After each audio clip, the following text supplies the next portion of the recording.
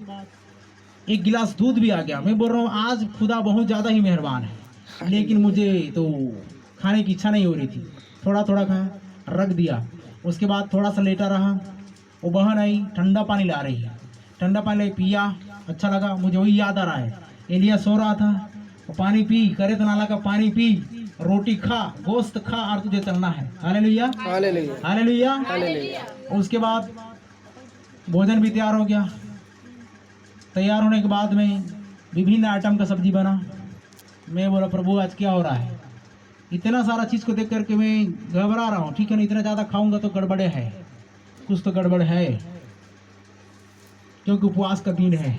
ठीक है, तो उधर से करेला ले आ जा रहा है ना। वो तो बोल रहे हैं कि करेला कड़वा होता है और सेहत के लिए अच्छा होता है। मैं बोला इसको लाओ, थोड़ा थोड़ा सब में से। ये बोलते हैं ना चिक चिक के खाओ। कैसे चिकते हैं जी, बताएं आप लोग को? ऐसा चिकते हैं कि नहीं? क्या लोग बोलते हैं ना थोड़ा सा चिक के खाओ। तो मैं एक जन को हंसा रहा था, ठीक है मैं चीखूंगा, ओ करके चीखूंगा और क्या करूंगा? खाऊंगा। अच्छा लगेगा? उसका मतलब क्या होता है, उसका भाव क्या होता है? चिक चिक के खाना मतलब थोड़ा थोड़ा, है ना। शब्दों का अर्थ थोड़ा सा हो जाता है ना, कैसा? चिक चिक के खाओ। कैसे खाओ? तो बोलते हैं ना वो चीख रहा है। क्या कर रहा है? तो कैसे चीखते हैं? कैसे चीखते हैं? चीखना, चिल्लाना नहीं सुना आप लोगों ने? सुन लिए ना?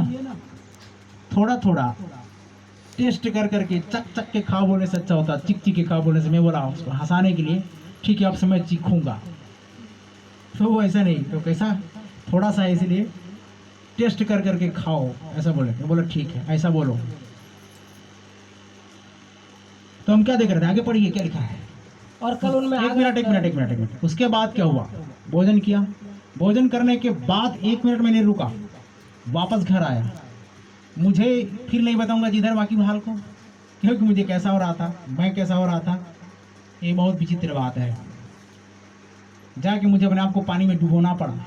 ठीक है, इतनी हालत गंभीर थी, उठने का शक्ति भी नहीं थी। लेकिन जब जब मैं उन बातों की याद करता हूँ तब तब ये बात याद आती है। यह चल के अनुभव याद आता है।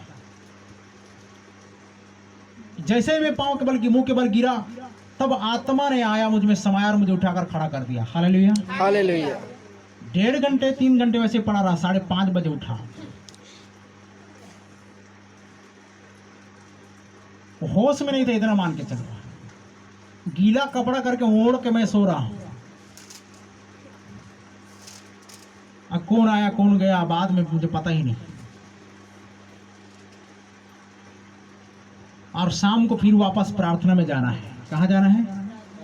मुझे इच्छा नहीं कर रही थी, प्रभु आज मैं नहीं जाऊंगा, क्योंकि मुझ में शक्ति नहीं है, मुझ में बल नहीं है। वैसे ही लेटा रहा। और वहां पर लिखा हुआ है भजन संहिता 3 अध्याय उसका कुछ 11 आसपास पद में, कि मैं लेटकर सो गया फिर जाग उठा, क्योंकि यहोवा मुझे संभालता है। आमीन, आमीन, हालेलुया, हालेलुया। तो गर्मी में लोगों की हालत खराब हो जाए, लेकिन यहोवा परमेश्वर क्या कर रहा है? संभाल रहा है। नहीं, तुझे जाना होगा। वहां के लोग भूखे प्यासे हैं। एक सुंदर सा वचन दिया वहां पर, और संगति हुई। वापस फिर हम आनंद करते हुए फिर भोजन के साथ में वापस घर आए। Hallelujah, hallelujah, hallelujah, hallelujah. तो पढ़िए वापस। और कल उनमें आग रख कर यहोवा के सामने धूप देना। हाँ, तो सुनिए, हर जगह हर समय जब जब चुनौती की घड़ी आएगी, जब जब चैलेंज की घड़ी आएगी, मूसा के समय भी चैलेंज था, एलिया के समय में भी चैलेंज था, आज के वर्तमान समय में भी चैलेंज है। अगर कोई विरोध करता है तो धूप दान लेकर आए, अगर कोई विरोध करता है तो आराधना करना शुरू करे उधर, और इधर हम आराधना करना शुरू करेंगे। और लिखा हुआ है जब एक मिनट रात बीतेगी सवेरे दिखा देगा। तो वो रात कैसी रात है, इसका अर्थ समझो, इसका भेद समझो। जब पवित्र आत्मा नहीं आया है, कुल मिलाकर अंधेरे की बातें हो रही हैं, और जब पवित्र आत्मा आता है तो अंधियारे की बातें को उजियारे में प्रकट करता है। क्या करता है? तो प्रभु यीशु मसीह स्वयं उजियाला है। जब वो पवित्र आत्मा आएगा कलीसिया में, लोगों में, तो वह उन बातों को प्रकट करेगा। पिछली बार बताया था ना मैं, पवित्र आत्मा पाने वाले व्यक्ति के पास में ऐसी छिपने छिपाने का प्रयास किया गया और कुछ दूसरा विचार किया गया, लेकिन परमेश्वर उन विचारों को भी प्रकट कर दिया क्या तुम दोनों ने परमेश्वर की आत्मा से एका किया है? तुमने हमसे नहीं परमेश्वर से झूठ बोला है। और हुआ क्या नतीजा? क्या हो गए जी? हनन्या सफीरा क्या हो गए? ढेर हो गए। तो ये कब हुआ? ये कब हुआ? पवित्र ये आत्मा तब हुआ जब पतरस पवित्र आत्मा से भर गया, 95% भर गया, तब हुआ। तो शुक्रवार की बातें क्या थी? पवित्र आत्मा आया और मुझे उस दिशा पे लेके गया और मुझे बताया कि वहां पर ये प्रार्थना कर रही है, तुझे जाना पड़ेगा। नहीं बोला गर्मी में उनको ले आना चाहिए, उन लोग बोल रहे थे हम जाएंगे शाम को, लेकिन प्रार्थना उनकी ऐसी थी कि दोपहर में जाना पड़ा। आवश्यकता भी वैसी थी, जरूरत भी वैसी थी, इसलिए मुझे उस दिशा की ओर मोड़ दिया गया और मैं वहां पर पहुंच गया। हालेलुया। हालेलुया। और उन लोग ताली बजाकर परमेश्वर की महिमा कर रहे हैं। क्या कर रहे हैं? ताली कि बजा। हमने जो आज मांगा, हमने जो आज पूछा, प्रभु के प्रार्थना करके, आराधना करके, उपवास करके मांगा, आज ही हमको मिल गया। मैं बोला और प्रार्थना करो ताकि और बड़ा बड़ा चीज मिले। आमीन। आमीन। तो परमेश्वर तुम्हारे संग है, तुम्हारे साथ है करके एक अनुभव दिया, एहसास कराया कि परमेश्वर आज भी अपने लोगों को क्या कर सकता है? भेज सकता है।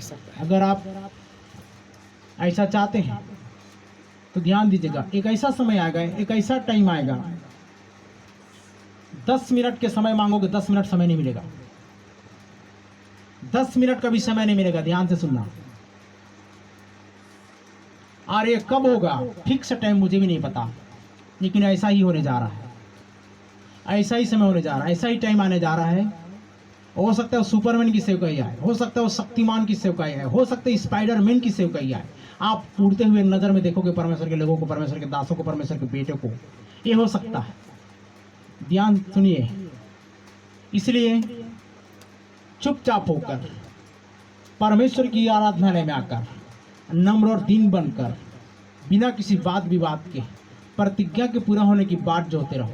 पवित्र आत्मा जब आएगा तो हो सकता है आपके लिए अद्भुत अनोखी बातें होंगी। और आगे पढ़ो जी। और कल उनमें आग रख कर यहोवा के सामने धूप देना, और कल उनमें तुम आग रख कर यहोवा के सामने धूप देना। तब जिसको यहोवा चुन ले वही पवित्र ठहरेगा। तब जिसको परमेश्वर यहोवा चुन ले, जिसका भेंट ग्रहण करे, वो वही परमेश्वर के लोग ठहरेंगे, वही प्रजा ठहरेगा। हे लेवियों, हे लेवियों, तुम भी बड़ी बड़ी बातें करते हो। ओ लेवी कौन होते थे? याजक। हे लेवियों, तुम भी बड़ी बड़ी बातें करते हो। अब बस करो। अब बस करो। फिर मूसा ने ये कोरह से कहा, मूसा ने कोरह से कहा, हे लेवियों, हे लेवियों, सुनो। क्या यह तुम्हें छोटी बात जान पड़ती है ओ कि क्या तुम्हें छोटी बात जान पड़ती है? इसराइल के परमेश्वर ने तुमको इसराइल की मंडली से अलग करके अपने निवास की सेवा करने और मंडली के सामने खड़े होकर उसकी सुन रहे सेवा टहल हैं? करने इसराइल के लिए परमेश्वर ने तुमको इसराइल की मंडली से अलग करके, उन्हीं की मंडली से अलग करके तुमको उसके निवास की सेवा के लिए, मंडली की सेवा टहल करने के सेवा टहल करने के लिए अपने समय बुला लिया है। अपने समीप बुला लिया है। और तुझे और तेरे सब लेवी भाइयों को भी अपने समय बुला लिया है। और तुझे और तेरे सब लेवी भाइयों को भी बुला लिया है। फिर भी तुम याजक पद की भी खोजी हो। अरे जो तुमको पद दिया गया उस पद में तुम संतुष्ट नहीं हो, तुम याजक पद के भी खोजी हो। और इसी कारण तूने अपनी सारी मंडली को यहोवा के विरुद्ध इकट्ठे किया है। और इसी कारण तुम पदवी के कारण तुमने क्या किया? सारी मंडली को तुमने क्या किया? प्रजा को इकट्ठा किया है, मंडली को इकट्ठे किया है। हारून कौन है हारून कौन है? कि तुम उस पर बुड़बुड़ाते हो? उस पर बुड़बुड़ाते हो। फिर मूसा ने एलियाब के पुत्र दातान और अबीराम को बुलवा भेजा और उन्होंने कहा, क्या कहा? हम तेरे पास नहीं आएंगे। ओ इतना घमंड! क्या यह एक छोटी बात है कि तुम हमको ये कौन बोल रहा है जी? ये अभिराम, कोरा, दातान, लोग बोल रहे हैं हम तेरे पास नहीं आएंगे, जा जो करना तू कर अकेले। क्या क्या ये छोटी बात है? एक छोटी बात है कि तू हमको ऐसे देश से जिसमें दूध और मधु की धाराएं बहती हैं इसलिए निकाल आया है कि क्या तू, ये छोटी बात है क्या तू ऐसे देश में हमें ले आया है जिसमें दूध और मधु की धारा बहती बोल करके, जिस देश में ले आया है कि हमें जंगल में मार डाले? कि जंगल में मार डाले? फिर क्या तू हमारे ऊपर प्रधान भी बनकर अधिकार जताता है? क्या तू प्रधान बनकर हमारे ऊपर अधिकार भी जताता है? फिर तूने हमें ऐसे देश में जहाँ दूध और मधु की धाराएं बहती हैं नहीं पहुँचाया, नहीं पहुंचाया। और न हमें खेतों और दाग की बारियों के अधिकारी किया। और न खेतों और दाग की बारियों का अधिकारी किया। क्या तू इन लोगों की आंखों में धूल डालेगा? और तू क्या इन लोगों की आंखों में धूल झोंकेगा, धूल डालेगा? हम तो नहीं आएंगे। हम तो नहीं आएंगे। तब मूसा का कोप बहुत भड़क उठा तब मूसा का कोप बहुत भड़क उठा और उसने यहोवा से कहा, क्या कहा? उन लोगों की भेंट की और दृष्टि न कर। परमेश्वर इन लोगों की भेंट की और दृष्टि ना कर। मैंने तो उनसे एक गधा नहीं लिया मैंने तुमसे गधा भी नहीं लिया और न उनमें से किसी की हानि की है। किसी की हानि की है। तब मूसा ने कोरह से कहा, कल तो अपनी सारी मंडली को साथ लेकर हारून के साथ यहोवा के सामने हाजिर होना। जी हाँ। और तुम सब अपना अपना धूपदान लेकर उनमें धूप देना। देना। फिर अपना अपना धूपदान जो सब समय 250 होंगे 250 होंगे, यहोवा के सामने ले जाना, ले जाना। विशेष करके तू और हारून अपना अपना धूपदान ले जाना। ठीक है। इसलिए उन्होंने अपना अपना धूपदान लेकर और उनमें आग रखकर उन पर धूप डाला और मूसा और हारून के साथ मिलाप वाले तंबू के द्वार पर खड़े हुए और कोरह ने सारी मंडली को उनके विरुद्ध मिलाप वाले तंबू के द्वार पर इकट्ठा कर लिया। हाँ, तब यहोवा का तेज सारी मंडली को दिखाई दिया। यहोवा का तेज सारी मंडली को दिखाई दिया। तब यहोवा ने मूसा और हारून से कहा, हाँ, उस मंडली के बीच में से अलग हो जाओ। सुनो, 250 लोग रहे, ये परमेश्वर की दृष्टि में कुछ भी नहीं है। परमेश्वर यहोवा जलन रखने वाला परमेश्वर है। परमेश्वर भस्म करने वाली आग है। कई लोग इस भाग को नहीं जानते। हे बाबा, ऐसा कैसा बोल रहा है? परमेश्वर तो प्रेमी परमेश्वर है, प्रेम करने वाला है। तो इधर भस्म करने वाली आग भी लिखा है ना। कितना दिन तक कुड़कुड़ाते बुड़बुड़ाते देखता रहेगा, कितना दिन तक नखरा नाटक सहन करता रहेगा। इसलिए बोल रहा है मंडली से हटो, मंडली से अलग हो जाओ, कि मैं उन्हें पल भर में भस्म कर डालूं। तब वे मुंह के बल गिर के कहने लगे, फिर भी मूसा का और हारून का प्रेम दया देखो।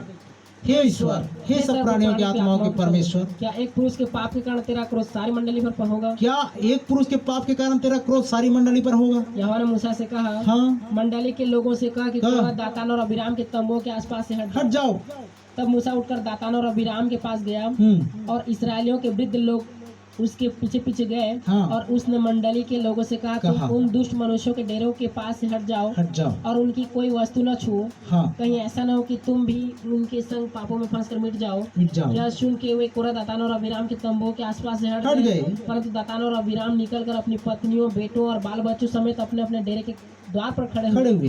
तब मूसा ने कहा, इससे तुम जान लोगे कि यहोवा ने मुझे भेजा है कि यह सब काम करूं, क्योंकि मैंने अपनी इच्छा से कुछ नहीं किया। अपनी इच्छा से कुछ नहीं किया। यदि उन मनुष्यों की मृत्यु और सब मनुष्यों के समान हो, अगर वो नॉर्मल मृत्यु से मरे जैसा लोग मरते हैं, और उनका दंड सब मनुष्यों के समान और हो, उनका दंड सब मनुष्य के समान हो, जानो कि मैं यहोवा का भेजा हुआ नहीं हूँ। तब जानो कि यहोवा का भेजा हुआ नहीं है। अगर परंतु यदि यहोवा अपनी अनोखी शक्ति प्रकट करे और पृथ्वी अपना मुंह पसार कर उनको और उनका सब कुछ निगल जाए, पृथ्वी और अपना मुंह पसार कर उनको उनका सब कुछ को निगल और जाए, वे जीते जी अधोलोक में जा पड़े, ओ, तो तुम समझ लो कि इन मनुष्यों ने यहोवा का अपमान किया है। तो तुम समझ लेना कि इन मनुष्य ने यहोवा का क्या किया है? अपमान किया है। वह ये सब बातें कह ही चुका था कि भूमि उन लोगों के पांव के नीचे फट गई। ओ, कही रहा था कि लिखा हुआ है कि उनके पांव के नीचे भूमि फट गई और पृथ्वी ने अपना मुंह खोल दिया और उनका और पृथ्वी ने अपना मुंह खोल उनके दिया। घर द्वार का सामान और कोरह के सब मनुष्यों और उनकी सारी संपत्ति को भी निगल लिया। ये वही परमेश्वर था जो मूसा और एलिया के संग में काम कर रहा था। एलिया के समय में आकाश बंद हुआ,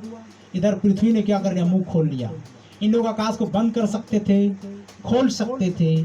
परमेश्वर की अथॉरिटी थी, परमेश्वर की उपस्थिति थी कि इन लोग वैसा जीवन को व्यतीत करते थे। और वे और उनका सारा घर बार जीवित ही अधोलोक में जा पड़े। ओ, जिंदा उदाहरण, जीवित ही अधोलोक में जा पड़े। और पृथ्वी ने उनको ढांप लिया। और पृथ्वी ने उनको क्या कर लिया? ढांप लिया। और वे मंडली के बीच में से नष्ट हो गए। ओ, मंडली के बीच में से नष्ट हो गए। और जितने इसराइली उनके चारों ओर थे वे उनका चिल्लाना सुन यह कहते हुए भागे कि कहीं पृथ्वी हमको भी निगल न ले। तब यहोवा के पास से आग निकली। हाँ। और उन 250 धूप चढ़ाने वालों को भस्म कर डाला। सुन रहे हैं? जितने विरोध में, जितने उनके कपट में आए थे ना, 250 लोग को भी परमेश्वर नहीं छोड़ा। कितने लोग को? 250 लोग। वो भड़काए हुए गए थे ना मूसा और हारून के विरुद्ध, वो 250 लोग को भी परमेश्वर नहीं छोड़ा। आग गिरी, लिखा हुआ है 250 लोग भस्म।